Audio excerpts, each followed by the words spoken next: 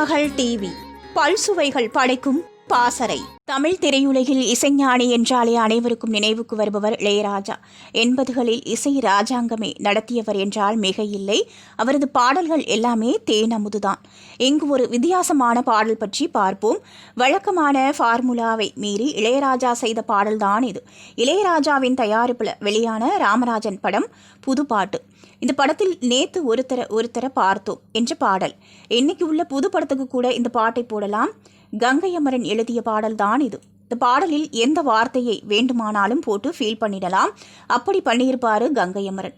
இந்த பாட்டோட மெட்டில் ஒரு புதுமையை பண்ணியிருப்பாரு. முதல்ல கொஞ்சம் கொஞ்சமாக ராகத்தை ஏற்றி கடைசியில் உச்சபட்சம் கொண்டு போய் திரும்பவும் மெதுவாக போகும். இந்த பாடல் முழுவதும் கிட்டார் புகுந்து விளையாடும். ஒரு பாடலை பொறுத்தவரை இரண்டாவது இடை இசையில் ஒரு அமைதி இருக்கும். ஆனால் இந்த பாடலில் அமைதியே இருக்காது.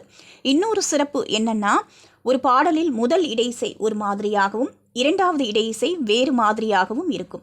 ஆனால் இந்த பாடலில் இரண்டுமே ஒரே மாதிரியாகத்தான் இருக்கும். இந்த பாடலில் இளையராஜா மெட்டல் கிட்டார் பயன்படுத்தியிருப்பார். அந்த வகையில் அவர் மரபாக ஒரு இசையை பண்ணுவார்.